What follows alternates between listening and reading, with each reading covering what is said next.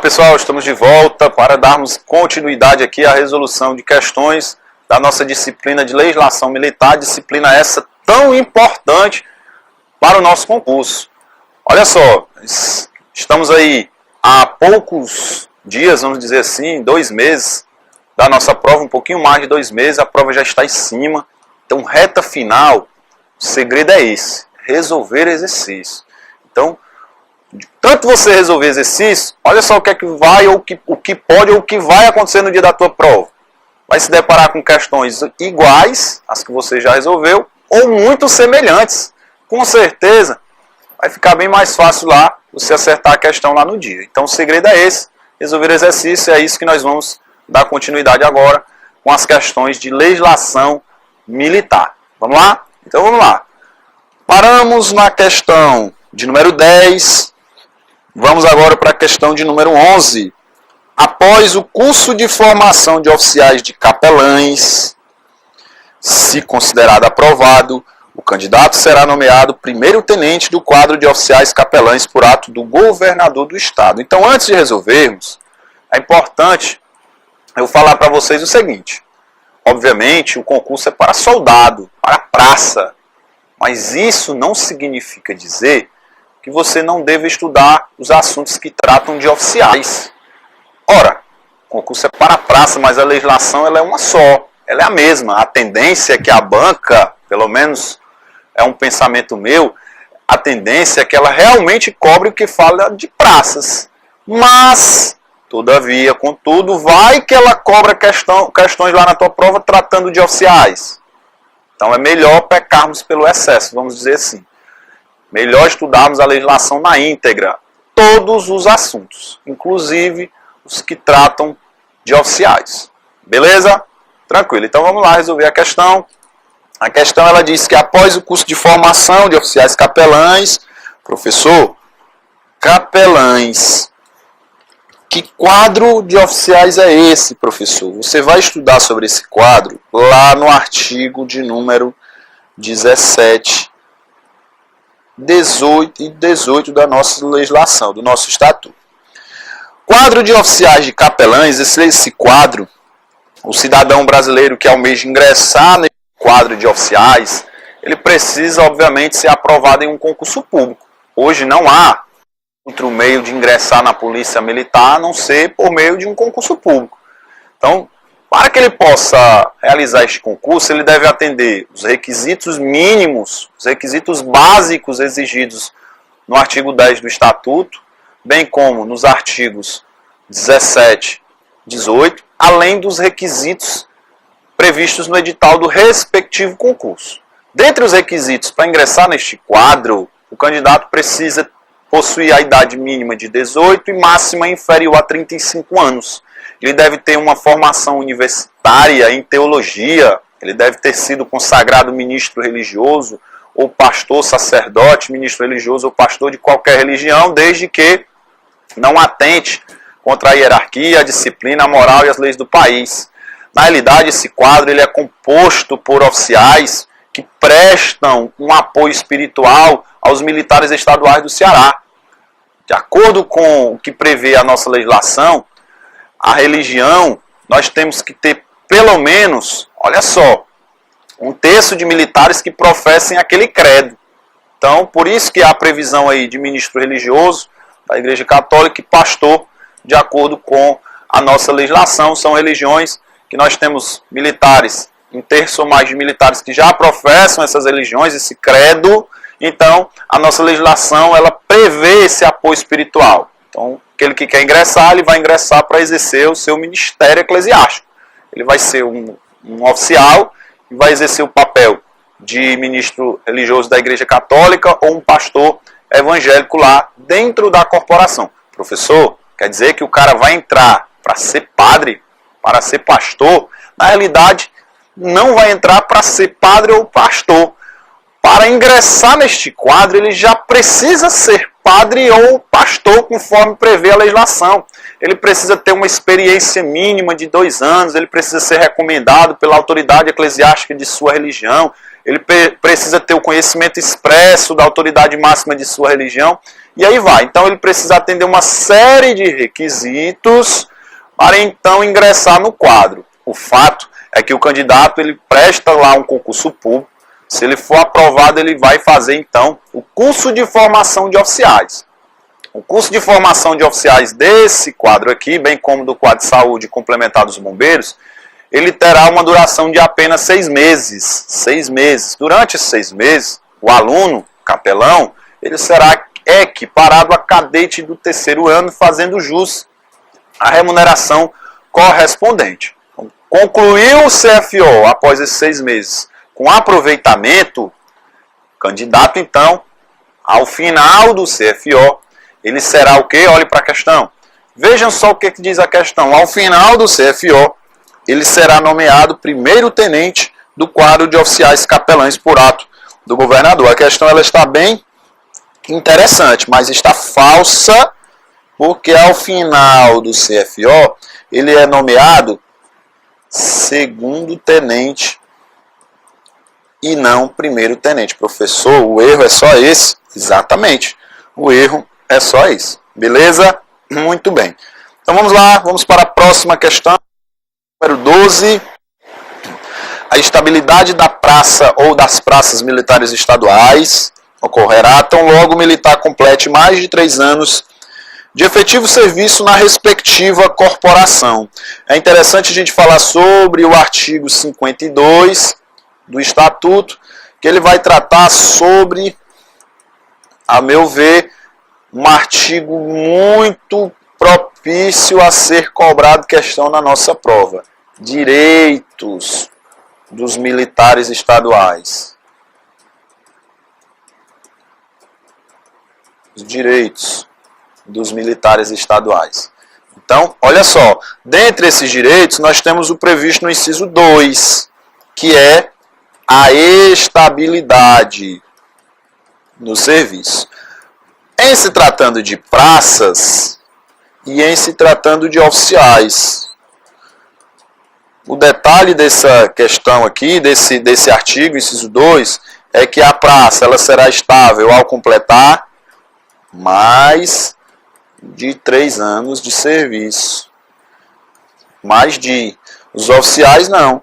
No momento da investidura, no momento do ingresso lá do oficial, ele já é estável. A praça somente ao ultrapassar aí 3 anos de serviço, ou quando completar mais de 3 anos. Percebam que a questão diz, então logo o militar complete, mais de 3 anos de efetivo serviço. Portanto, a questão está correta. A questão está correta. Beleza? Vamos lá, próxima questão. Questão de número 13, a passagem do militar à situação de inatividade mediante reforma se efetua somente ex officio. Então vamos lá, vamos tentar entender isso aqui. O militar ele é ativo. Deixa eu abrir aqui para vocês acompanharem comigo essas informações bem interessantes. Eu tenho aqui o militar estadual em serviço ativo.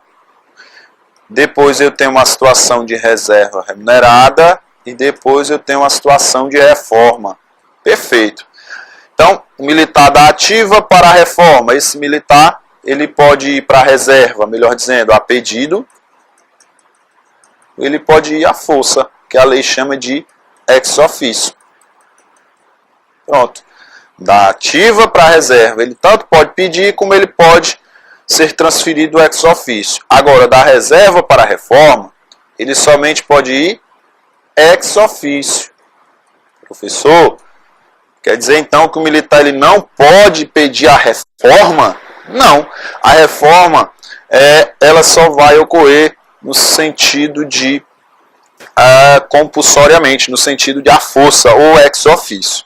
Outra situação bem interessante, será que o militar da ativa ele pode ser transferido direto para a reforma? Vamos imaginar um pouco. O cara está no serviço ativo, no regular desempenho de suas funções.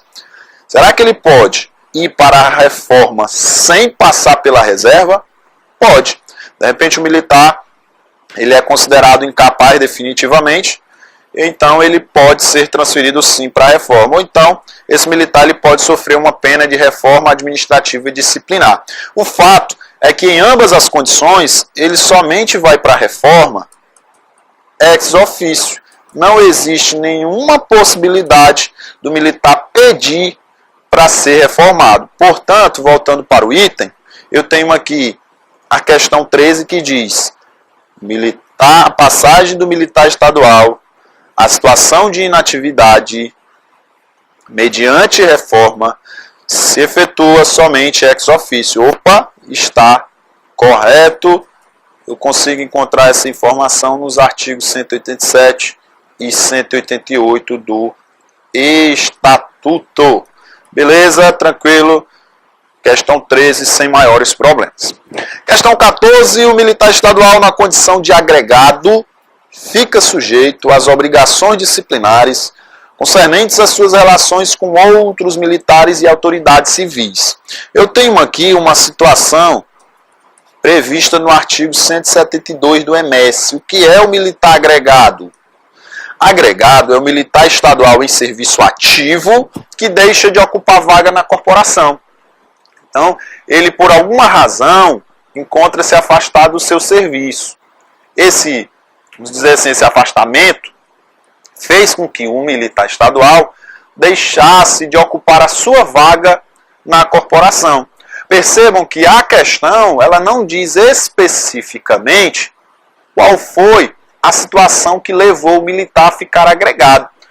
Então, na realidade, o artigo 172, parágrafo 7º, ele vai dizer para nós exatamente a informação descrita na questão. O militar agregado, ele fica sim obrigado com as suas obrigações disciplinares com relação às autoridades civis e militares. Então, em se tratando da questão, olhem comigo aqui novamente, em se tratando da questão, o parágrafo 7º ele diz que essa questão fica correta.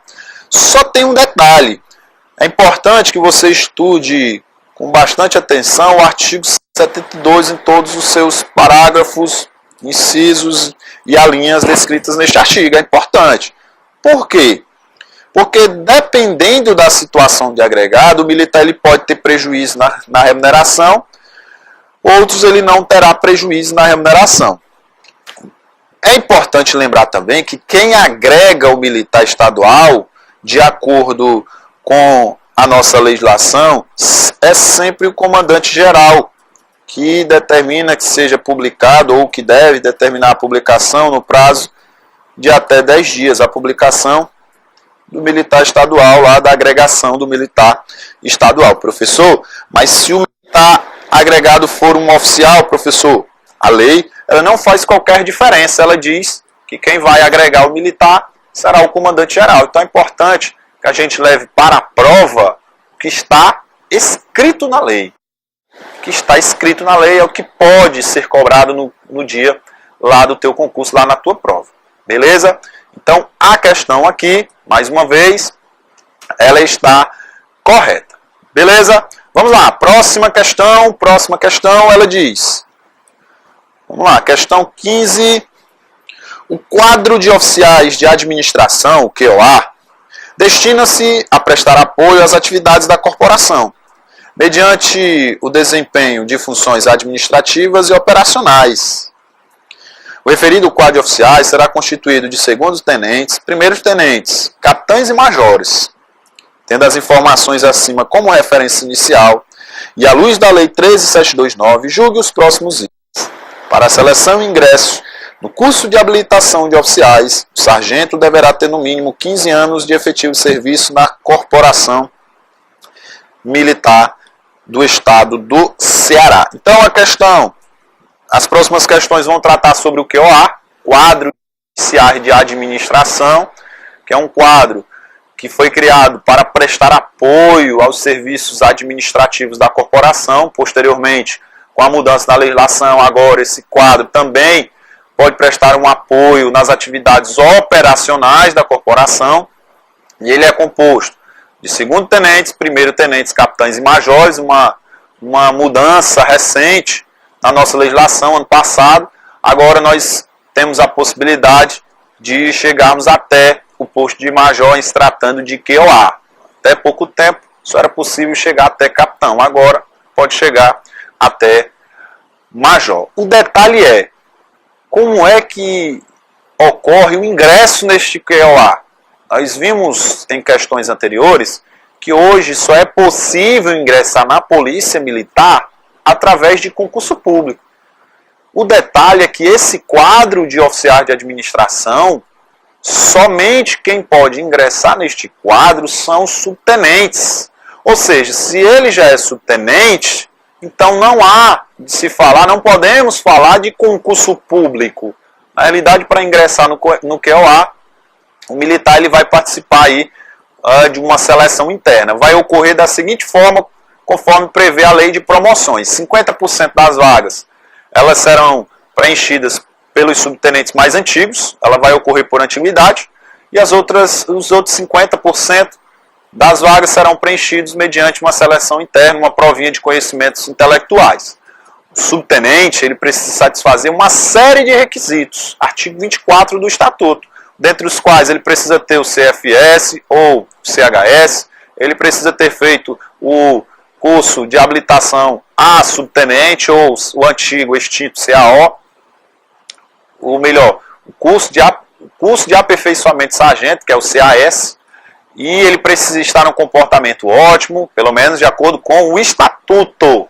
Não vamos falar aqui do decreto que regulamentou a lei de promoções, porque a previsão inicial é que ele não seja cobrado. Lá uma informação diferente, mas o que vai cair na prova é o Estatuto. Então o Estatuto fala de comportamento ótimo. Aquele subtenente precisa possuir nível superior reconhecido pelo MEC em qualquer área, ele não pode estar respondendo, ele não pode ter sido punido por transgressão grave nos últimos 24 meses, e aí vai. Então há uma série de requisitos que o subtenente ele precisa atender para poder então participar da seleção para ingressar no SHO. O SHO é o curso de habilitação de oficiais. Após a conclusão do SHO, ele então obtém acesso ao quadro de oficiais de administração no posto de segundo tenente PM aí do QOA, por ato do governador. Voltando para a questão, percebo que a questão aparentemente está correta, mas tem uma pegadinha bem aqui, ó. O sargento. Não é o sargento que deverá ter no mínimo 15 anos. Na realidade, correto seria subtenente. Por isso que o item está falso. O artigo 24, a gente encontra essa resposta aqui do nosso Estatuto. Beleza? Muito bem. Questão 16. Os oficiais do QOA têm os mesmos direitos, regalias, prerrogativas, vencimentos e vantagens atribuídas aos oficiais de igual posto dos demais quadros sem qualquer exceção. Opa! Sem qualquer exceção? Na realidade, o item está falso. Os oficiais do QOA, eles têm sim algumas restrições, como por exemplo, o artigo 22 diz que ele não vai poder comandar unidades da corporação. As unidades, os nossos batalhões, eles devem ser comandados por oficiais combatentes.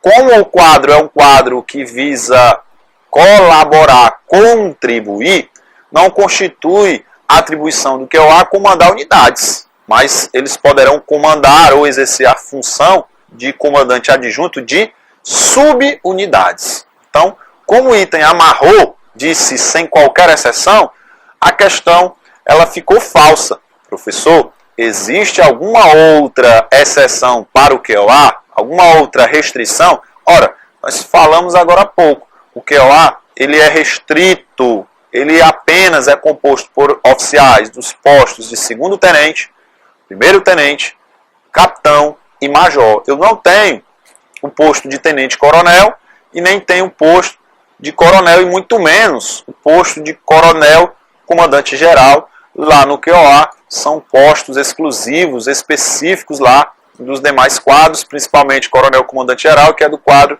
de oficiais combatentes. Beleza? Portanto, a questão 16, ela está falsa. Dê uma olhadinha lá depois nos artigos 19, bem como no artigo 22 do Estatuto.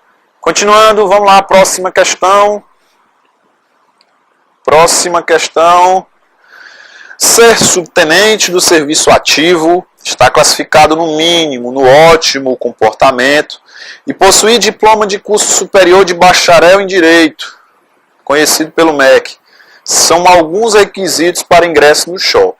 Percebam, ser subtenente, nós já vimos que ele tem que ser subtenente do serviço ativo, está no mínimo, no ótimo comportamento, falei agora há pouco. Eu disse também que ele precisa ter curso superior em qualquer área. Mas a questão, ela amarra como requisito para ingresso o subtenente possuir curso de bacharel em Direito. Não há essa exigência específica. Na realidade, ele pode ter nível superior em qualquer área. Portanto, de uma forma bem simples, a questão 17, ela já está falsa. Não há essa necessidade específica de ser bacharel em Direito. Professor, mas se ele for bacharel em Direito, ele vai poder participar da seleção para ingresso no SHO? Vai, qualquer nível superior. Mas não necessariamente ele tem que possuir o curso de bacharel em Direito. Por isso, a questão ficou falsa. Questão 18, ingresso na carreira de oficial de administração ocorrerá mediante aprovação em concurso público. Opa, de fato, para ingressar na Polícia Militar do Ceará, tem que ser através de concurso. Mas percebam, aqui, quadro de oficiais de administração ou carreira de oficial de administração, acabei de falar, o QOA, o militar não está ingressando na corporação. Ele já faz parte da corporação. Então, o correto seria seleção interna. Seleção interna. E não concurso público. Professor, mas eu dei uma olhada lá nos artigos que tratam sobre o QOA, sobre o SHO, eu vi a palavra concurso. De fato tem. Se você observar nos requisitos mínimos para ingressar, ele diz que o subtenente ele deve possuir no mínimo, conforme uma questão anterior, ter no mínimo 15 anos de efetivo serviço na corporação. Esses 15 anos aqui, eles devem ser computados até a data da inscrição no concurso. Percebam, diz concurso e encerra. Esse concurso significa seleção interna e não concurso público. Não é um concurso aberto a qualquer cidadão brasileiro. É um concurso que tem o sentido de uma seleção. A seleção essa que ela é interna. Portanto, a questão 18, ela está falsa. Não há essa história de concurso público para ingressar no quadro de oficiais de administração. Beleza? Tranquilos? Vamos lá, vamos para a próxima questão, tendo como referência o Estatuto e o Código Disciplinar dos Militares Estaduais do Ceará.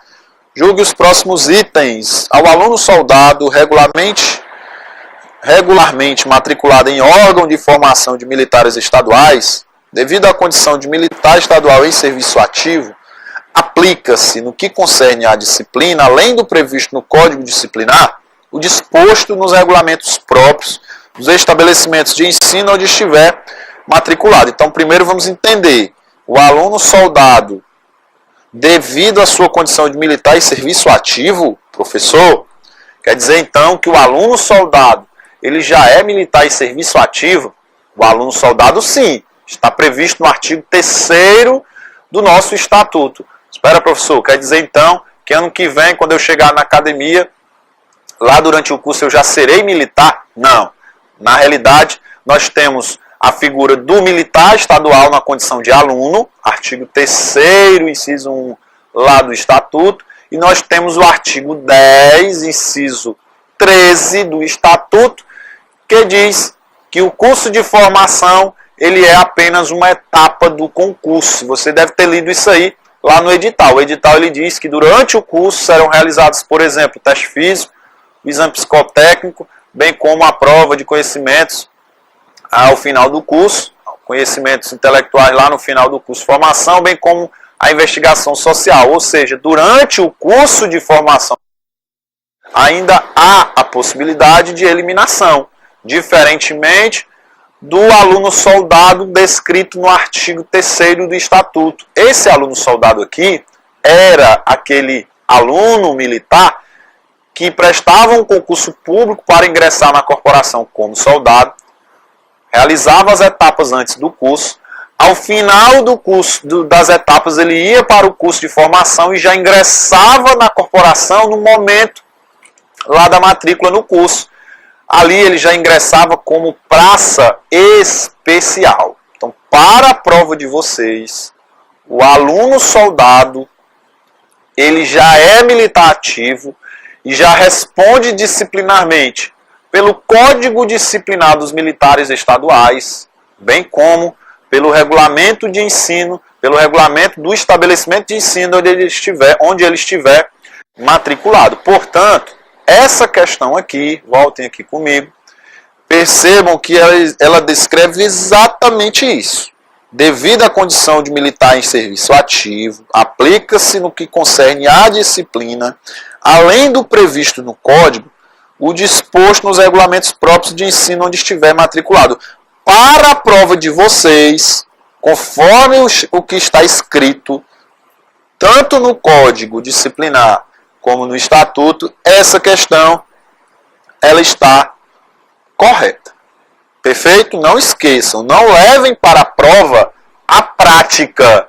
A prática não será cobrada no concurso. O que será cobrado no concurso será a teoria. Então a teoria, ela diz exatamente isso. Beleza?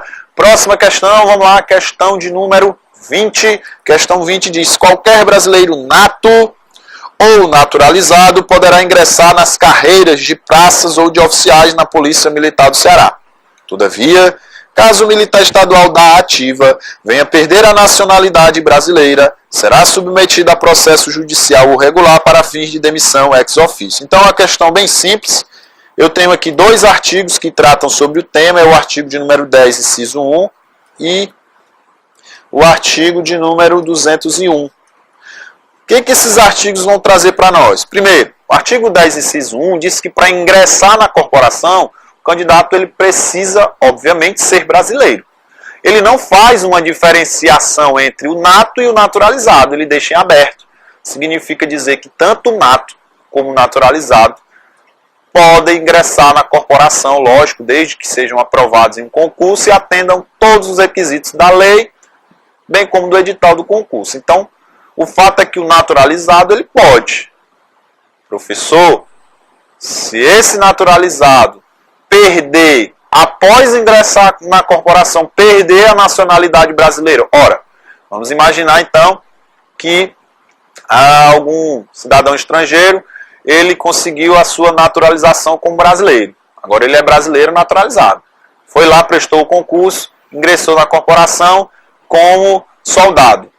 Por exemplo, de repente, por alguma razão, alguns anos depois, 5 anos depois, 7 anos depois, aquele militar, ele já é militar, perdeu a naturalização que ele conseguiu aqui no país. Não é mais brasileiro. Ora, para ingressar na PM tem que ser brasileiro. Para ser policial militar, ele precisa ser brasileiro. Se ele perdeu essa naturalização, ele não é mais brasileiro, obviamente. Professor, e agora?